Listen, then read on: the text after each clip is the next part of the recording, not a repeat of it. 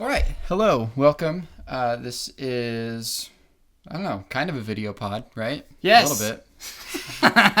All right. All right. I'm Cooper. We got, what's your name? Aiden Lockjaw. Aiden Lockjaw's here. Don't ask him how he got that name, though. Oh, fuck. Penis in my mouth. Yeah, there's going to be some lawsuits and all that. It's not looking good for you right now. Yeah. It's just taking the edge off a little bit. I Yeah. appreciate you being here for me in these trying times where most everyone in my life has abandoned me. Thank you, Cooper. Well, there's nobody else to rank PTA movies with. And, well, I mean, no one else on the internet is doing this right now. I definitely haven't seen 20 articles and 20 YouTube videos ranking Paul Thomas Anderson films. No one's had that idea. Yep. It's definitely not timely or anything like that. No, it isn't. But Mr. PT, we just barely noticed because of our intuition and our wit. We've noticed that Paul Thomas Anderson has now, his filmography has had what I like to call Tarantino Dozen, which is a 10 movie section, you know? And so we're going to cap that bad boy off with a ranking. Exactly. All right, so here's how this works, okay? We're stooping to tier list content a little bit. Just a little bit. We got S, we got the A, we got the B, we got the C, and the D. It's a good way of ranking things. I don't know what to tell you. It's crack. I love it. PTA has never made a movie that I would consider under B tier. Same. Okay? But for the sake of this list, we're doing 2 per tier. Now, I'm going to say this a couple of times. Mm-hmm. Just because it is in D tier does not make it a bad movie. It is within the context of this list. You fucking dorks. Just because it is in the D tier, it is not a bad movie. It is within the context of this list. Cooper Hoffman, what is your lowest rated movie? What's the rating of your lowest movie here? Like out of 5. I believe a 7. 7 out of 10. Wait, 7 out of 10. Yeah, sorry. 3.5 out of 5. Yes. Mine's a 4. Yours is a 4. That is true. These are all fucking bangers. Yes, he does not miss. Some people think he misses, but They're I do not. idiots. Yes. I would like to say something to you. Okay. I think that Paul Thomas Anderson has taken some of the stank off of Tarantino. And I think that if you compare the careers, Paul Thomas Anderson is far superior. And there's an argument. Yeah. And I think the fact that this is his 10th movie and some are considering it his masterpiece, like one of his masterpieces or whatever, is also kind of dunking on him a little bit in the cultural eye. And I wonder, this is just conspiracy shit, but just yesterday, he just announced his Kill Bill movie coming in theaters in December or whatever. It's a little part of me that's like, it feels like he's like, come back to me. Yeah. I don't know. I don't know. I feel like Tarantino makes pop art, and then I've heard it described as PTA is trying to make the great American novel or whatever. Right. A lot of his movies, and as I've evolved, I think Paul Thomas Anderson's movies are things I can lose myself in a lot more. Yeah, I mean, there's definitely an argument for that. I mean, they've always been kind of neck and neck in comparison. They're friends, you know. They popped off at about the same time, and I think like There Will Be Blood is him reviving his career, and then Inglourious Basterds is Tarantino being like, well, check out what I can do, you know. Right. They've always been in conversation for sure, and I do see the point you're making. This is my favorite director. Is this your favorite director? Right now, yeah. Okay. I don't know if that's Stolen Valor because I haven't seen like 2 of his movies before we watched this, 2.5 of his movies. Okay. But Todd Haynes, maybe. I'm not sure. This has been my favorite director since 2021, since like really getting into movies. He's, top 5 at any given point. I think right now he's my favorite. I also don't really think there's like wrong answers to me. I mean, I think if you put Boogie Nights as your least favorite, I think you're fucking insane. You're a freak. Same with like There Will Be Blood. I think you're crazy if that's your least favorite. And if Heart Eight's your favorite, I think you're also crazy, but yeah, I respect you. Kind of. And I just like, I don't really think, like I see people's rankings and I'm never bothered by things really. You know, I'm like, yeah, sure. If that's your favorite, that's your vibe and that's cool, you know? So what about what Sean Fantasy put it at 7? Put Boogie Nights at 7. He put it at 6. Put it at 6, sorry. My B. I did think that was interesting. I just didn't expect that from him, but you know, that's just not the flavor of the week for him, I guess. Which is, I just think how this director works is the sort of mood that I'm in. Yeah. I mentioned this to you the other day, but my top 2 are for sure locks. And my bottom 2 are also for sure locks. But positions 3 to 8, those 6 movies are just interchangeable depending on the day I'm having, how I'm feeling, what I watched recently. You know? I think I'm similar. Yeah. Because they're pretty much all the same level of quality for me. I've got a baseline ranking here. I'm sure you do as well, but I'm going to be winging it a little bit. I am as well. And it doesn't feel good, man. Everything above 10 and 9, it don't feel good. It don't feel good. Even your favorite? Nah, that feels pretty good. Okay. All right, so this is how this is going to work. I'm going to list off the movie. We're going in order of release, and you will tell me what tier it is in, and I will say what my tier is in, and then we can just talk about the movie a little bit. Oh, hell. Okay, let's do it, man. All right. Hard 8. Hard 8. It's got to be D, right? D. Bottom of D or top of D? Bottom. Bottom? All right. Bottom. But this movie kind of rules. I really wasn't expecting it to rule. It does rule. It's really good, man. Yeah. And William H. Macy, dude? Mm-hmm. Fucking... Nope. No. Idiots. John C. Reilly Idiot and o'clock. Philip Baker Hall. Philip Baker... What did I say? William H. Macy, dude. I guess they kind of look similar. Can you kill me? No. They're Philip Baker Hall's killing it in this, man. Mm-hmm. It's so much. It is really fun, and I love the Vegas vibe, and I love our boy in there. Philip Seymour Hoffman for one scene is amazing. It does move. It really moves, and I do really love it. This is a wonderful film. It's 4 stars. I love it. It's crazy that this is the 10th.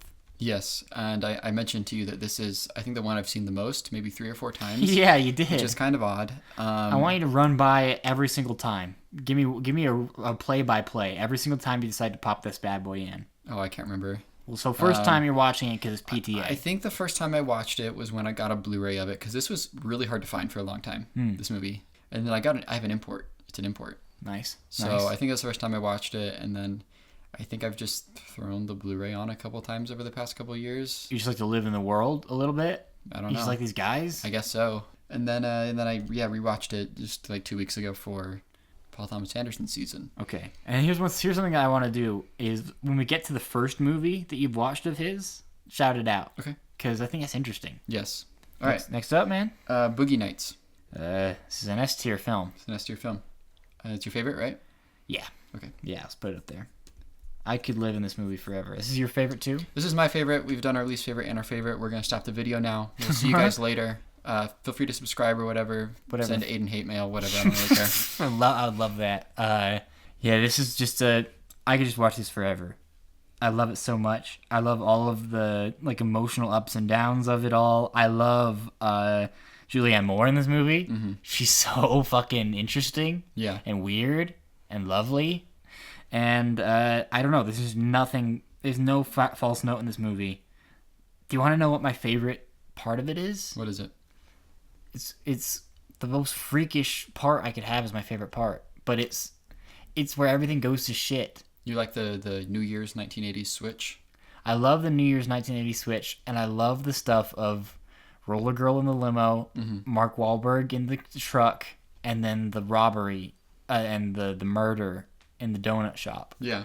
And the music, that just it just makes me feel in a way that no other movie can, where it's just like this whole time going up and up and up and up, and then when it hits that, it's just like these are my best friends. Yeah.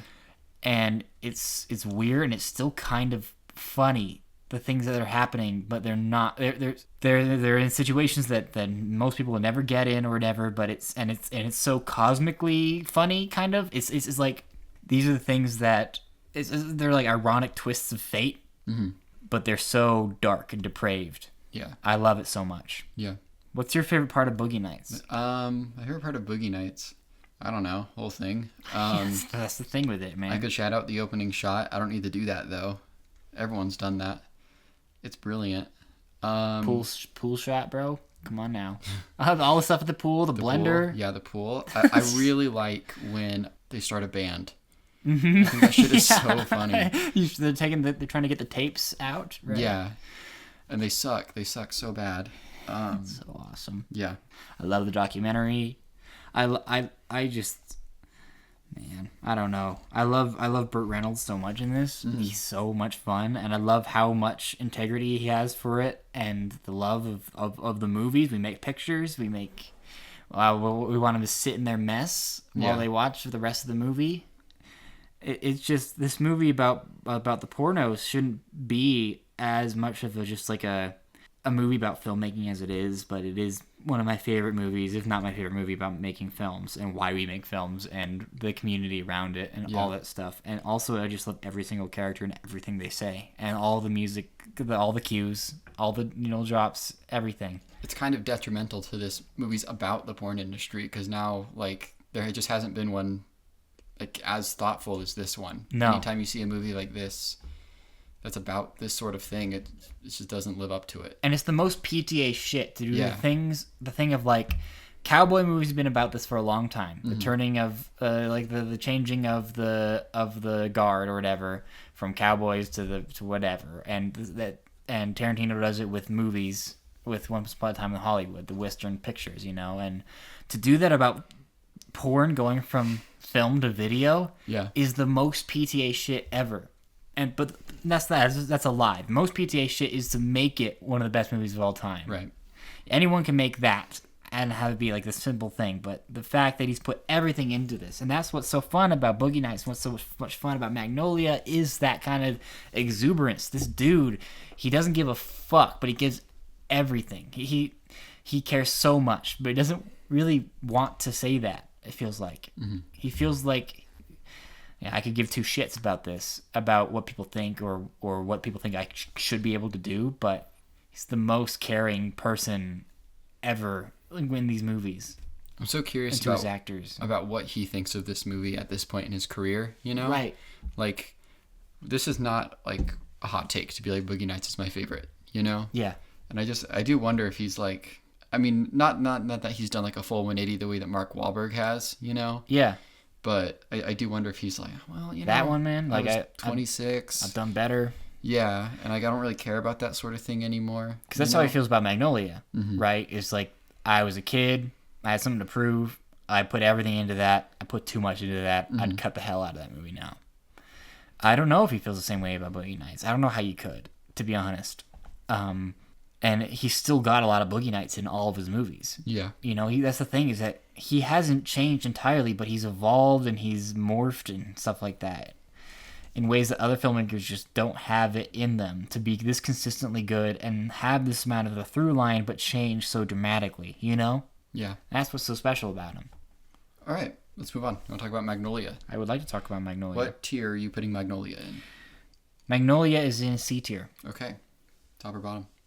It's bottom. Bottom. Bottom of C. This movie rocks. I'm putting it top of C. Top of C. Yes.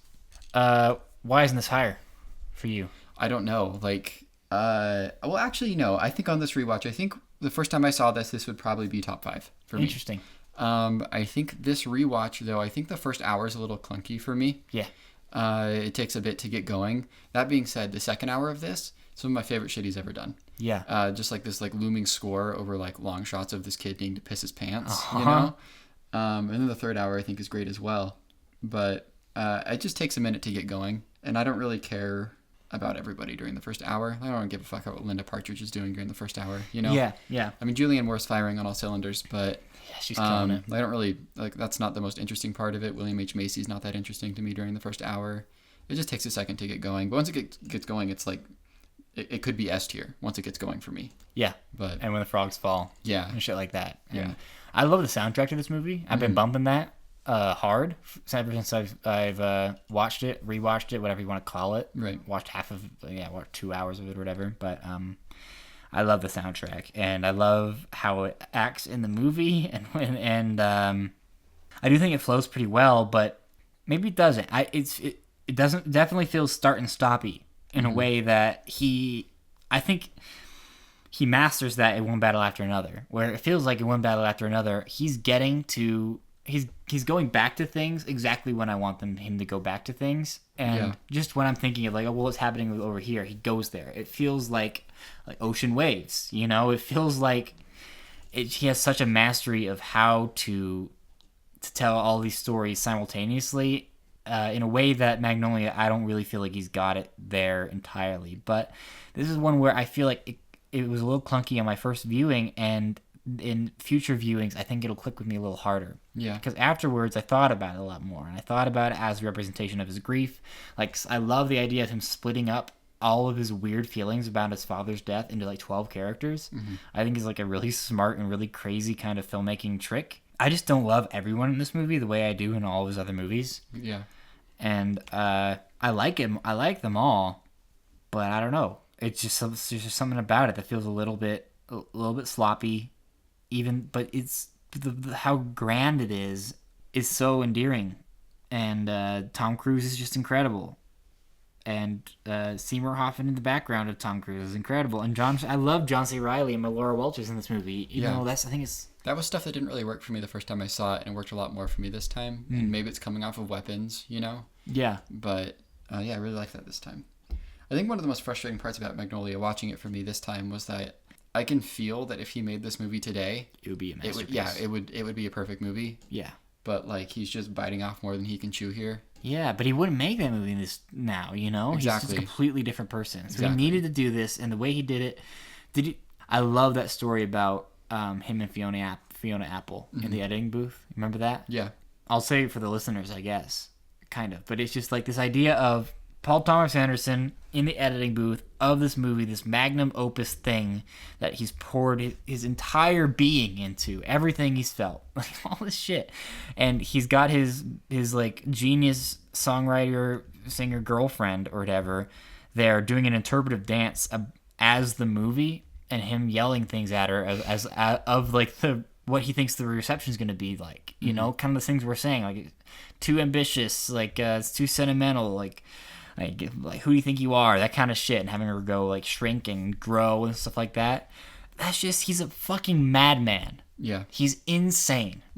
And I don't think you can not be insane and make Boogie Nights and Magnolia in your mid-20s. Yeah. And I just think it's a wonderful testament to that kind of creativity and that kind of a man and who he is at that point of time. And I like that you're able to track him as a person through his filmography. Yeah. It's really cool. It is. All right, let's move on to feature number 4, Punch Drunk Love. This is my other S tier. How about you? Same here. This might not be a super interesting tier list. I think it will after this. Okay. This movie means a lot to me. This is the first one I saw. Really? Yes. Cool. I mean, that makes sense, right? So did you know who PTA was? I think I had known that he was a director people liked, but I was working at a DVD store at the time, and I would see the cover of this all the time, and I was like, I gotta know what's going on here. It's a beautiful cover. Yeah, and so I grabbed it, and I watched it a couple times, and was fucking locked from there. You know? This is a magical movie. It just makes me feel things that no other movie can, and this is this his most empathetic movie? Yeah, it could be. It's kind of hard to say, but the fact that he doesn't really judge him at all is pretty insane. And it never feels like they're making fun of him, but he's fucking crazy. But it also really doesn't feel like, I don't know. When I watched this with my friends, they were more like, this dude is insane. When I watched it, I'm like, I feel this man in his entirety. Everything feels perfect to me. This is exactly how I feel sometimes, and this is how love feels sometimes. This is how getting your life together feels like. This is how a lot of shit feels like. And when Philip Seymour Hoffman's on the phone with him, I'm floating. Yeah. And when he's shut the fuck up. Shut. Yeah, exactly. And when he says the shit I have a love in my life that makes me more powerful than you could possibly imagine, or whatever. That shit makes me float. The music makes me float. When he's dancing in the aisles, when he gets all the pudding cups, that makes me float. This shit is just on another planet. I don't know how it came to be. I don't really understand how this thing was made out of pieces. This feels like a flowing kind of I don't know. Yeah. This thing is special. Is so special to me. This is my favorite era for him. The Hard 8 to Punch Drunk Love run is my favorite time period in his career. Do you love the ambition and shit like that? No, I mean, these are just the ones that I connect with personally. You know. And this was kind of hated at the time by regular folk. Do you think people now, when they watch this, do you think they don't fuck with it just like how they didn't back then, or do you think this is kind of ahead of its time with regular people? Well, I think it's kind of like Licorice Pizza in that sense, you know? Because at the time it was viewed as lesser. He was coming off of Boogie Nights and Magnolia. It's got a D- cinema score. Yeah. You know? I wonder if because my friends, Do you ever have that? Do you show your friends movies often? No. No. I do, and it means a lot to me. And I know my friends could not give less of a shit about what I have to show them. My friends kind of don't either. Mm-hmm. They do it because they like me, and usually they like my movies, but it doesn't matter to them that much. Yeah. It matters a lot to me. And when I did show them this, I could kind of feel it.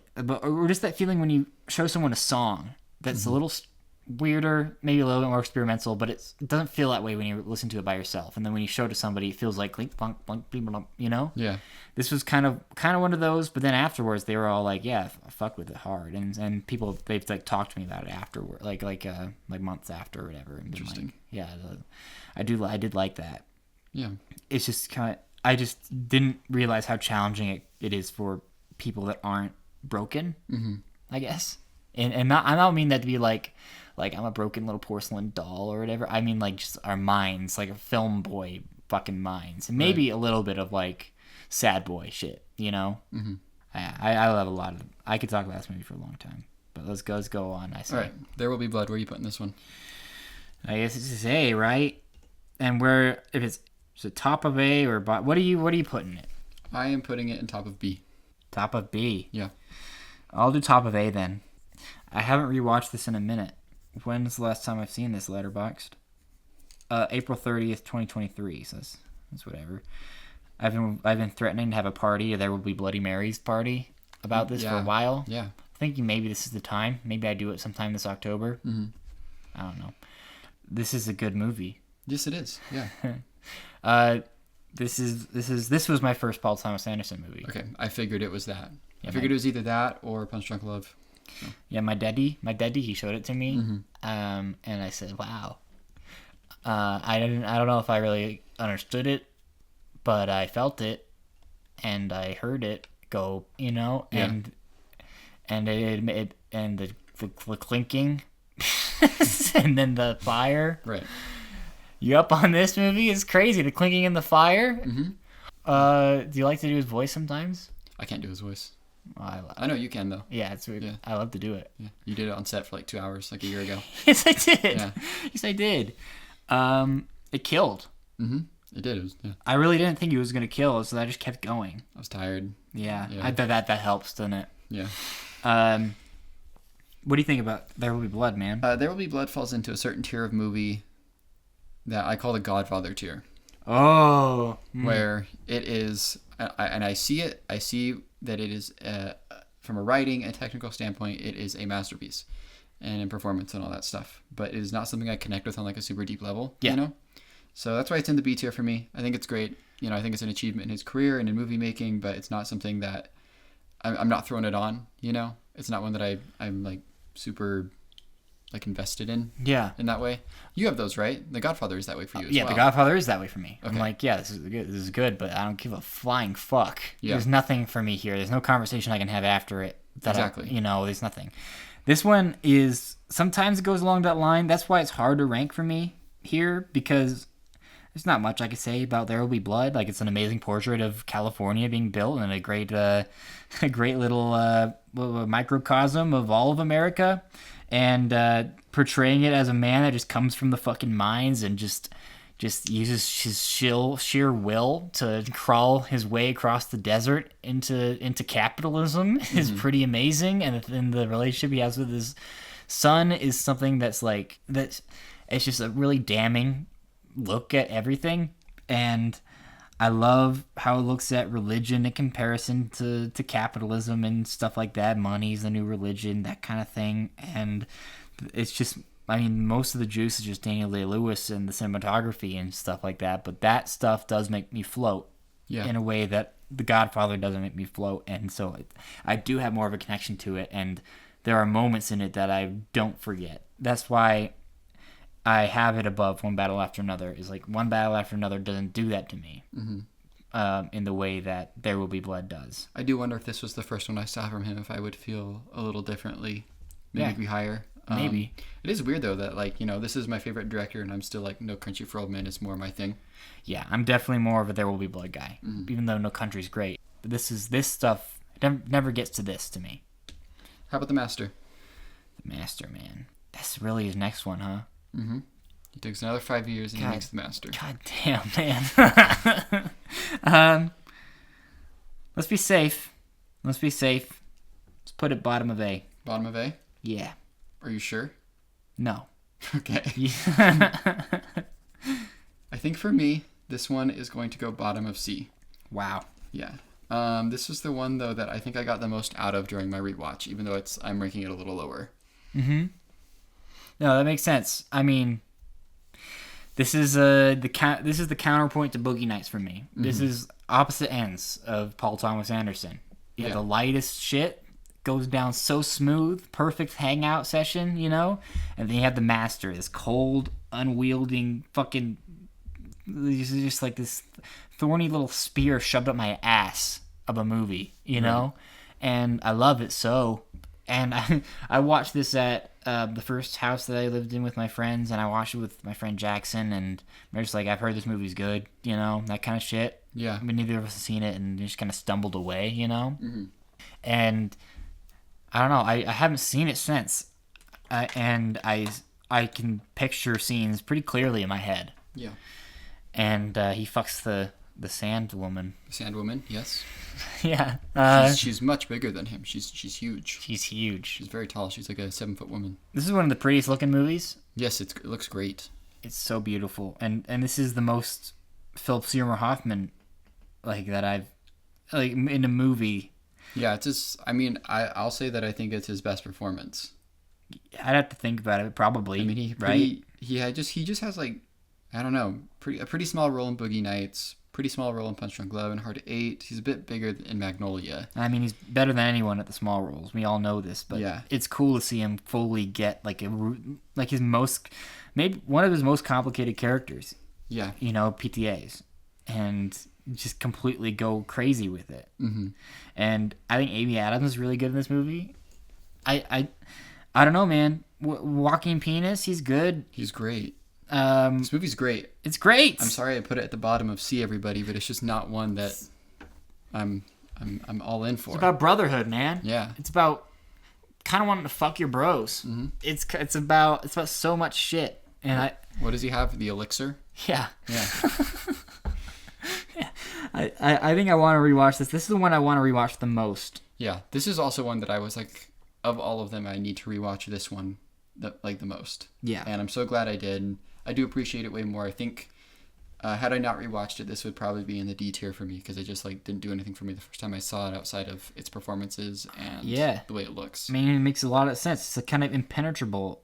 It's not impenetrable, but it's got a hard shield around it, and if nothing pierces it for you, then you're just completely out of there. You know, that's what happens to a lot of great movies for me. Like kind of the Godfather thing. It's just like if I can't get into this fucking thing, then what is there for me? There's no in. And we had an in. I had an in. Me and my friend Jackson. We had an in, and so then it flowed a lot better. Everything just kind of came out of that. All right, let's move on. We gotta talk about Inherent Vice. Where you put Inherent Vice? Inherent Vice is awesome. It's going. This is fucked up of me. It's going at the bottom of B. Okay, it's going top of D for me. Top of the D too. Yes. This is another one. This is similar to The Master, I feel like. Mm-hmm. If you pierce this shit, it's yours. Yeah, if you I'm so jealous of the people that can. Uh-huh. You know? Well, the top review on Letterboxd of this is this movie should come with an extra ticket to see Inherent Vice or Blunt. Yeah. You know? Mm-hmm. And I took the latter. All right? I smoked up a little bit and watched this movie, and I just fucked with its humor a lot. And that was the juice to me. And this is the best movie about high logic ever. I love how he's just kind of wandering along this movie too, and it's like it feels like the movie forgets about things for a little bit, and then when it comes back in, Joaquin Phoenix is also just like, oh shit, oh yeah, I forgot about that. That's on me. That's on me. I forgot about this whole part of the movie. Let's go back to that for a bit. Yeah. And Josh Brolin in this movie is just like a force of nature. That's what I got the most out of this rewatch, was like him putting an entire like banana creamsicle thing in his mouth, like in the car, and for like a full minute. And it's like a fuck ass shot. Like he's not the camera's not focused on him. It's focused on Joaquin Phoenix. Just in the watching car. him in like terror. And he's like driving with it in his mouth. And it's just like it's going in and out awful. too. I would feel terrible if I was Josh Brolin and that shot was just in the world, you know? I don't know if I've laughed harder than when he just kicks the door down and just eats all of his weed. And Joaquin Phoenix is just like the most scared a person's looked in his life.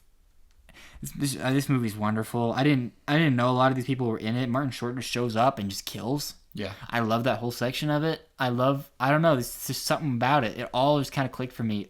Like, and if I watched it sober, I don't know. If I watched it again, even inebriated, I don't know. My friend Jared, he just kind of wandered in for the last 50 minutes. He's just like, "What's wrong with you?" Yeah. But it was awesome. Like, I mean, he laughed too, but he was kind of like, he's like, "I don't even know should this even exist in the world?" Like that kind of thing.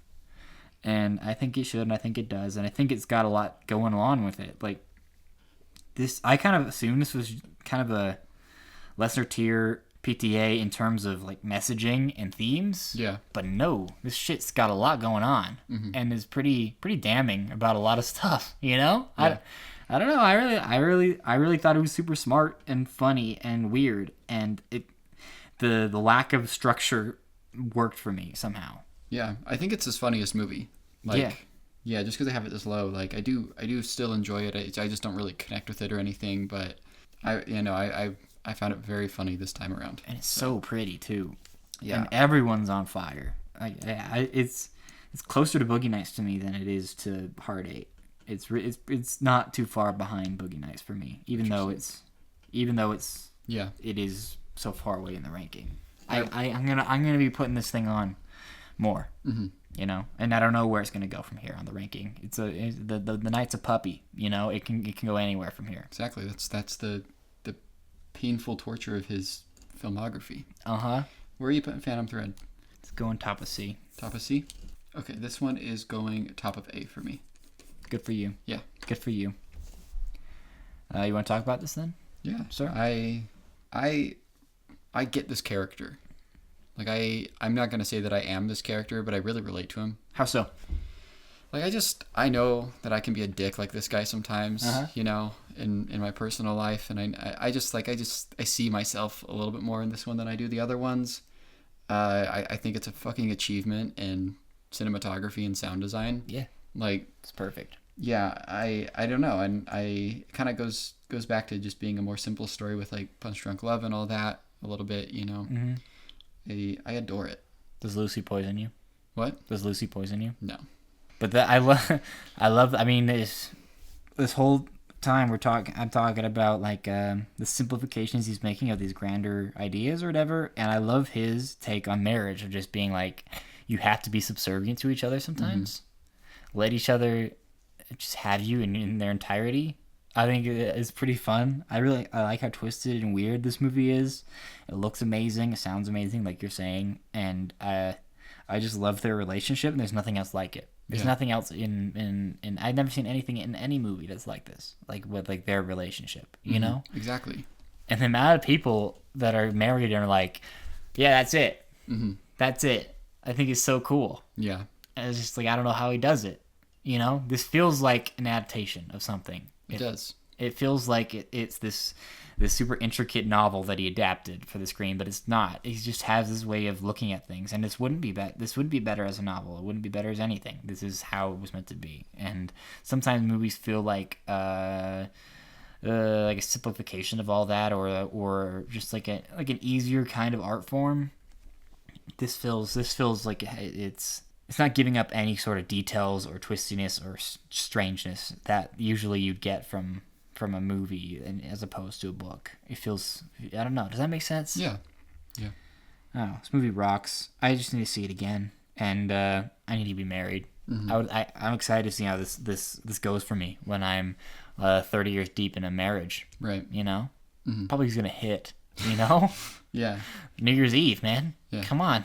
All right. Licorice Pizza. You're putting it bottom of or top of D? Top of the D. Yeah, yeah. Licorice Pizza. Oh, that's a B. You know this. Okay, and it's top of A for me. Top of A? Yes. Oh, fuck. All right, then preach on it, dude. All right. This was I think for a lot of people our age, One Battle After Another is their first PTA movie. Maybe they saw Boogie Nights or There Will Be Blood before Licorice Pizza came out. Yeah. But this is the first one that feels like a big event for them, you know? And for me, that was Licorice Pizza because I was like into this guy. Don't be a fucking asshole or anything, but you know. Before it was cool. This was my guy when this came out. So this is really exciting, and this trailer was fucking goated. It was. Yeah.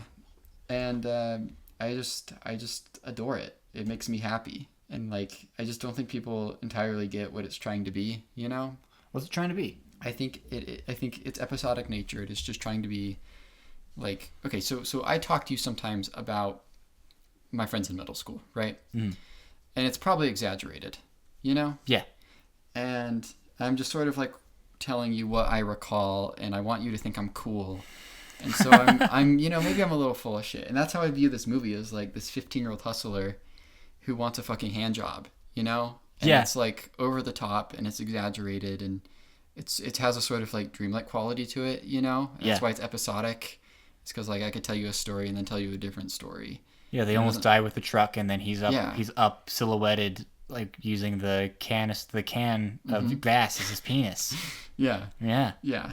And I don't know. It just really clicks with me, and I just like, I get it. I get what he's trying to do, and I'm guilty of it, you know? Mm-hmm. And I think it looks fantastic.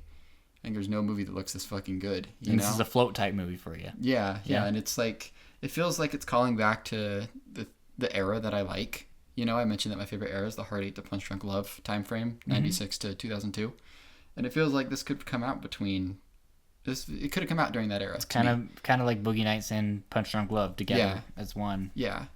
And it just means a lot to me, you know? Yeah. And some days it's number 3 for me, but today I'm feeling number 4. So I love how this movie looks at youth and shit like that. I love the running of it. That's my review of it, is that this is a movie about running and the kind of feeling that you get when you just run like that towards something. You just can't walk. You just need to be there as soon as possible, and you have no kind of guilt or embarrassment from just fucking booking it, you know, with somebody or towards somebody or anything like that. There are little things in this movie that remind me of like mindsets that I had been in as a kid, as a teenager, as a stupid idiot in love, that kind of stuff. Yeah. That not a lot of other movies can capture like that. Mm-hmm. And I think Alana Haim is incredible in this movie. Yeah. Like, I think she's my favorite part of it. Mm-hmm. I think Cooper Hoffman's amazing too. I like how it changes movies, like kind of like it starts as more of his thing and then ends as more of an Alana thing. Mm-hmm. I like they kind of get to be each other's manic pixie dream girls, like they take turns. Yeah. I think is so sweet. And I don't know, I think what's holding me back is just there's some sections that work better for me than others. Yeah, and I kind of had that on this rewatch as well, where I was like, yeah, this is kind of a dull point, you know? Like, I don't really care about the Sean Penn part. Yeah, that's fair. And I think people love that more if they're like into those kinds of stars, like at that point.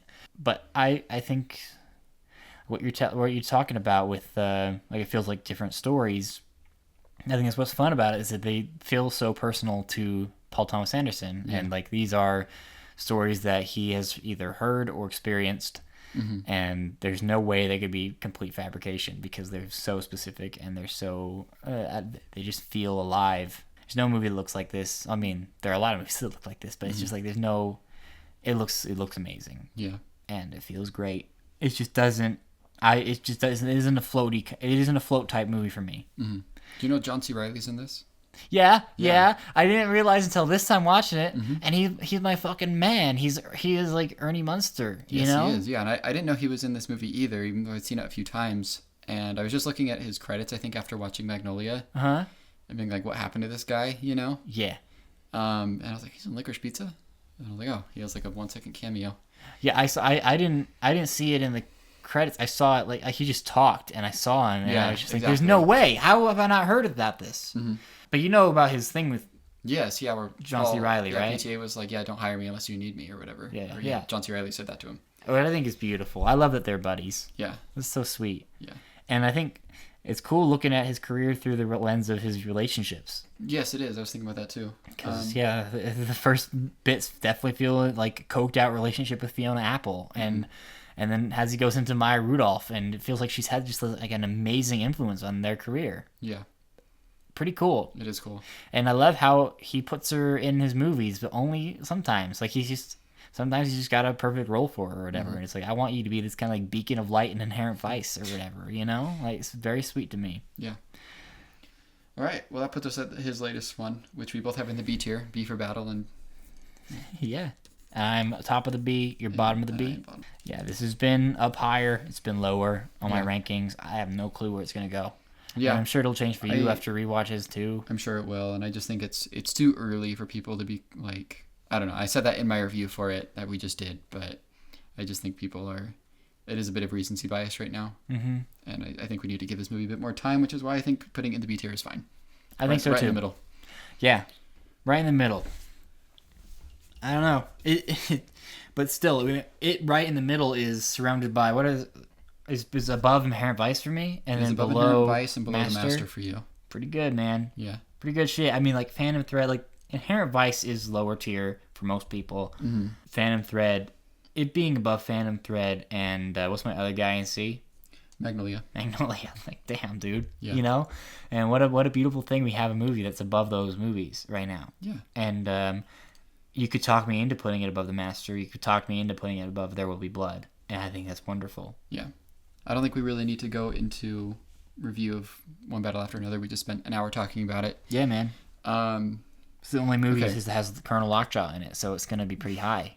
Yes. You wanted to do a sort of like definitive ranking. Oh, yeah. Argue? Yeah. What do you think? Do you think we should still do that? Well, I'm going to, like, what do you mean by that? Because I could do what I think most people think. Interesting. You know, like, I in my mind, I think I know how the public feels about his movies and what order they go in. Yeah. That might be fun. Because just when I came into this, I was picturing us, like, fighting and saying, like, how far up can you get? Mm-hmm. Can you get, Licorice Pizza, and how far up can I get Inherent Vice right here? But I don't really think that's interesting after talking about this. I think we got everything we need out of this, but I think that your idea is much more interesting. Yeah. Let's talk about consensus. Okay. So I think definitively, most people would say his worst movie is Heart 8. Yeah. Okay. I haven't seen anyone argue otherwise. All right. And then 8 or 9, it is either Licorice Pizza or Inherent Vice. Let's go Inherent Vice than Licorice Pizza. I think more people like Licorice Pizza than Inherent Vice. This is where things get tricky for me. Okay. Let me pull them up. So Heart 8 and 10, 9 is Inherent Vice, 8 is Licorice Pizza. Yeah. You could go Punch Drunk Love here. I know people are kind of lukewarm on that one. Yeah, Punch Drunk Love is the most... Some people think it's pretty minor. Mm-hmm. You could go Magnolia here. I think you go Punch Drunk Love. Okay. We'll go Punch Drunk Love in 7. And this is interesting, because there is a Magnolia wave. There is. Magnolia people consider... Like, I've talked to some people that are like, that's my favorite. That's my guy. The Master... No. Phantom Threat... No... Yeah, you're right. This is impossible now. Now it's just impossible. Mm-hmm. Should we work down? We could go, from the top. What's number 1? So There Will Be Blood? It's either There Will Be Blood or Boogie Nights. You want to say Boogie Nights? Yeah, let's do Boogie Nights. Some people don't fuck with There Will Be Blood. Mm-hmm. But I think Blood is 2. Is 2. That's the thing that's showing up on the most best of the century lists, you know, like more so than Boogie Nights even. Yeah. But I mean, different centuries. I think which you prefer... I mean, I think it comes down to the person, but like if you were there when Boogie Nights came out, it's probably Boogie Nights, and if you were there for Blood, it's probably Blood. Or if you're a pervert like us, Boogie Nights is still up top. Okay, I think you could do Phantom Thread at maybe 6. 6, huh? That's the fucked up thing, because I thought you were going to say 3, and I was like, yeah, I could see that. But 6 also I could see. So what do we have left? We have Phantom Thread, Magnolia, Master, and One Battle After Another. Mm-hmm. Does One Battle After Another go to 3 or 4? Right now, I've seen a lot of people put it in 3, and I would actually be fine with any of these positions for it. Yeah, let's try out 4. Well, right now it feels like 3, doesn't it? It does. Let's do 3. Okay, so we got the Master, Phantom Thread, and Magnolia. I think we could do the Master at 4. Yeah, Master at 4, Magnolia at 5. Okay. Phantom Thread at 6. Read them out. Okay, so in the 10, Heart 8, 9 Inherent Vice, 8 Licorice Pizza, 7 Punch Drunk Love, 6 Phantom Thread, 5 Magnolia, 4 The Master, 3 One Battle After Another, 2 There Will Be Blood, and 1 Boogie Nights. Yeah, that sounds all right to me. I feel like that's the consensus, generally speaking. Yeah. Then if we compare it to ours, Boogie Nights is a basic pick. So we're basic like that. I got Blood pretty high. We have One Battle a little lower. Master's kind of similar. Magnolia is a little lower on ours. I think Heart 8's a normie pick for us. Yeah. Yeah. I mean, I think our lists, though, I mean, we were pretty similar for the first 4 movies, and then we, like, we really deviated there. Yeah, tops and the bottoms. I mean, Punch Drunk Love is a movie of our generation film bros, you know? Like, that makes sense. And Boogie Nights is, too. It's fundamental. Yeah, the middle stuff is where it gets interesting. Yeah. Well, this was a wonderful experiment. Yes, it was. And I haven't seen Anima or... have you seen what is this short film that he did before Heart 8 that, like, it's the Dirk Diggler diary or something like that? Oh, yeah. I haven't seen that either. I haven't seen any of his. And he's made... I wonder if he's going to make one for One Battle After Another, but you've seen all those things, like he's made like short films out of the footage of the movies, Marvel right? one-shot. Marvel, yeah, his own Marvel one-shots. He didn't do it for Licorice Pizza, did he? I don't think he did. Yeah, that's kind of a bummer. Mm-hmm. That would have been cool. But yeah, he did one for Punch Drunk Love and for he did 2 for Punch Drunk Love. One for The Master. He didn't do one for Boogie Nights. I don't know. It would have been cool. Yeah. All right, well, that is our ranking. Feel free to tell us how wrong we are or whatever. I would love that. Yeah, we'll be back later. See you all. Goodbye. Bye-bye.